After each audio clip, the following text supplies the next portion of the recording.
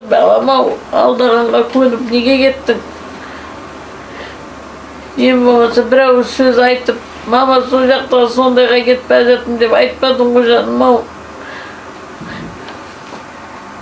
Мен тірідей болып кетіп отырсың ғой жаным-ау. Ананың зары қатты, тірі ұлымен қоштасқандай, көңілде үміт пен күдік арпалысып жатыр. Балаларым ішінде сол балам айтушы еді, мама мен сені ыстық суға салып қоямын. Келін алып деп ыстық суымнесің, ойыммен қайғыға батырып кетті. Күлайым Жансенгірованың осылайша наздануына ортанша ұлы себеп. 27 жастағы Аманжолы елін жерін анасын қиып, бас ауған жаққа кеткен. Мақсат мұратсыз Сирияға аттанды. Өлмекші еле тышқан бірдеме көрсе, насеком, соны өзін далаға апарып шығарып жібереді, өлтірмейді қолымен. Оны өзі обал деп. Сіздің артыңызда біреу тұрып автомат берсе, міне өміріңе есі жететкін келсе түс, жететкін менсе атып ұстайым десе, қайтсең де ұстайсың сол автоматты қарам. Олар өз бетімен істейтін балалар емес, мен солай деп ойлаймын. Оларды үгіттеп, агитация жасап, сөйтіп отыр. Не де болса, қай жағына болса да. Жамандыққа баласын кім қияды? Жүрегі жылаған Күлайым апайдың кебі сол. Осыдан 7 жылдай бұрын Аманжол Жансенгіровтің жақын жуығы баламыз иманға бет бұрды деп бір шаттана қуанып еді. Арты бұлай боларын ол кезде кім сезіпті? Мен бекерден бекер, мен жауапсыз сотталғым келмейді. Маған туристік компания айтты, осылай, мен саған жерлеу предоставлять етем, үйді ақша предоставлять етем, сен в тишине нормально жететесің деп. Осы жақта. Мен енді қашан кетейін деп жатырмын, мен бүгін түнде кетейін деп жатырмын деді. Енді чист Турция деді ма, сол жаққа кетемін деді, Турцияға, иә. Ағайындылардың бұл соңғы тілдесуі екен. 2 жыл бұрын Аманжол бала шағасын алып Алматыға көшеді. Жұмыс іздеп барадымыз. Барған бетінде бір телефон шалады. Одан кейін мүлдем хабар ошарсыз. Осы аптада ел бір дүрлікті. Ғаламтор желісінде 100-ден аса Қазақстан азаматы Шам еліне яки Сирияға барып билікке қарсы қару алып соғысатынын айтқан бейнебаян пайда болды. Бұл жерде қарап отырса кішкентай балдар жүр. Ертең олардың жағдайы не болады? Белгісіз жағдай, әйелдер жүр. Олардың жағдайы не болады? Сонда бұлардың ісі тікелей пайғамбардың хадисіне қайшы келіп тұр. Сондықтан ислам дініндегі жихад түсінігі ол қандай түсінік? Отанды қорғау. Адам өз жерін, елін қорғауды жихад дейді.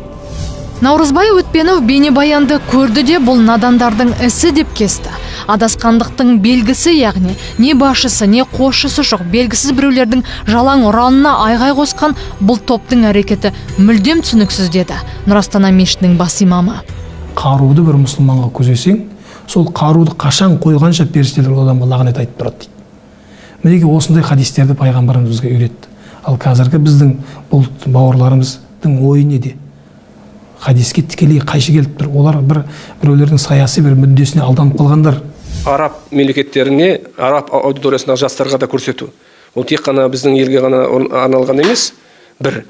Екіншіден, бұларды жәбірленуші ме, әлде бұларды озымды ұстап отыр ма, ол жағынан бізде қазір нақты дәлелдеген ақпарат жоқ. Бейнеролик арабша жазудан басталады. Ұлттық қауіпсіздік комитеті сарапшыларының араб елдеріне арнап әзірленген дегені осыдан. Сол жердегі өздерінің күнделікті күнкөрісін көрсетіп, жаңағы зәулім сарайда тұрып жатырмыз, тамағымыз бар, жататын жеріміз бар, жағдайымыз жақсы деп әдейі көрсетіп отырған бұл пропаганда тәсілмен жасап отырған әдейі видеоролик. Насихат. Сирияда бүлік шығарған радикалды топтардың көздегені осы. Яғни алдыңғы шепте оққа ұшатын түкке тұрғысы адамның санын көбейту. Сирияны қазір екі жағынан шешімге келмесе, ол ертең тағы да соғысқа айланып кетіп, дүниежүзілік соғысқа айланып кету мүмкіншілігі бар деп сарапшылар айтып отырады. Саясаткерлер Шам мемлекетіндегі жағдайдың ушығып тұрғанын айтады. Ел ішіндегі билікке талас ұлттық діни қақтығысқа ұласып кетті.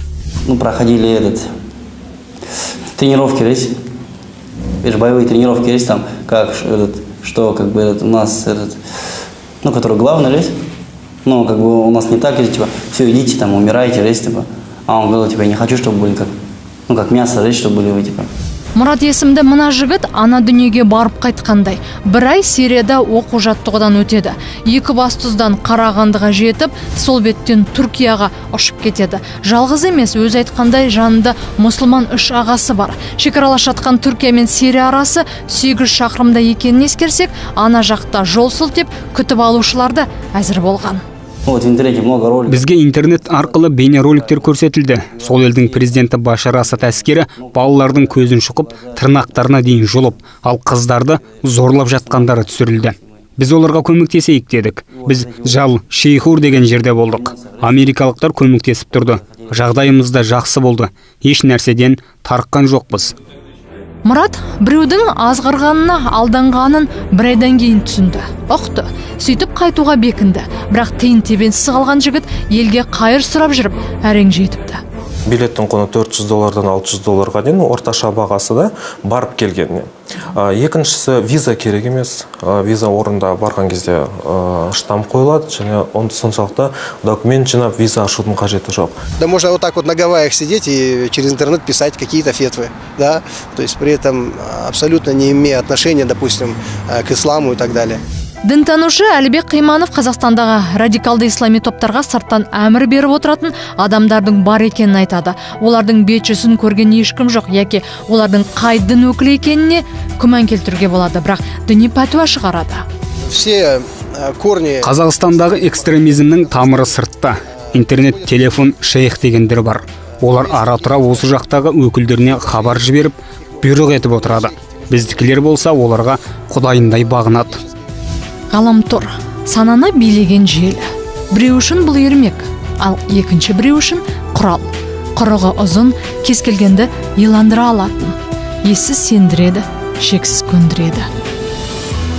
Абайламасаңыз кез келген алаяқтың құрбанына айналасыз. Барыңызды бересіз. Ол аз болса, өзі түгіл көзін көрмеген сол біреудің жетегінде кете бересіз. Ғаламдық желідегі дүниені бақылауда мүмкін емес. Ойына келген нәрсені түсіріп, оны интернетке екінің бірі орналастыра алады. Дінаралық, ұлтаралық араздық сарынындағы бейнебаянды желіден алып тастау үшін соттың шешімі керек. Это чистой воды липа. Қазақстан ғаламтор қауымдастығы деген ұйым бар. Әлемдік желідегі түрлі бейне, дыбыс, жазуларды қатаң бақылап отырады. Бала санасын улайтын, ұятты, экстремистік сарындағы дерек көздерін тежеп отыруға қауқарлы екен. Сегодня достаточно много. Қазір ғаламтор неше түрлі қоқысқа толып тұр. Біреуі жазып, біреуі түсіріп жібереді. Мына бейнебаянда солардың бірі. Қоғам арасында араздастық туғызуды көздейді. Байғұс ана сағынышын хатқа түйеді. Басқа амалы таусылған өйткені. Өкініш, ыза, шарасыздық, үміт, осы 4 сезім бір-бірімен таласып, тулап жатыр іште. Я сдерживаюсь, я ему улыбаюсь. Прощаюсь с ним весело, потом выхожу за зону, за ворота зоны и начинаю рыдать. И вот я пока не доеду до дома, я прям в голос плачу иду. Гүлнар туған баласын әлі ұзақ құшағына басып маңдайынан еске алмайды. Кішкентайынан оқуда озат, алғыр болып, болашағынан үміт күттірген олы түрмеге қамалды. Экстремистік топтың ішінде елге лаң салуға дайындалып жатқан жерінде қолға түскен.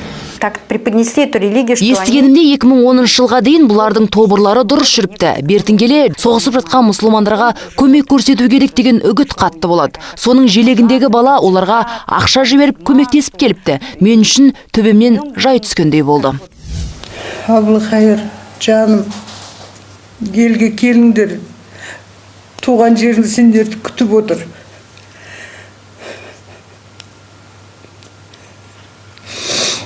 Сағындық. Еркін Қаматаева да заржылаған ананың бірі. 2 жыл бұрын бала-шағасын ертіп, Нұрланы Дубайға кетіптіміз. Сол кеткеннен мол кеткен. Биыл ораза айында бір хабарласып аман екенін айтыпты. Телеарнадан көрсетілген бейнебаянда ұлы мен немересін көріп, кейуана есінен танып қалады. Звондап тұрды. Звондағанда қалай балам, жағдайың қалай?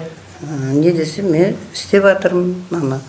Бір құштат деме, бірден кейін өттім деді, енді жұмысқа қабылдандым деді. Анамыз күнде жолмен өтіп отыр, күнде. Енді анамыз ертең бір нәрсе болса, анамды көрмей кетуге өзі қалай ойлайсың? Қалай кетіп қалды солай жаққа, солай жан. Бәрі біз сені сағалдық. Ұлым ау, сен ол жақта неге жан атқа түсем деп уайымдап жүрсің? ешкімді көрген жоқпын, онда жанатқа түскен балам-ау. Ананың табанының астында деп жанат деп. Сондықтан ұлым-ау қайтып оралып, менің табанның астынан көр жанатты. Сириядан көрме балам. Аманжол Жансенгіровтің артында жоқтаушысы бар. Құйтырқы насихатқа сеніп, жарт жұрттыққа сенделіп кеткен өзгелер сияқты. Олар күтіп отыр. Бұл жағдайда бір айтарымыз, Сирияға кеткендер тек сол елдің заңына сәйкес жауапқа тартылады. Қамара Міржанова, Болат Қаманов, Нысана.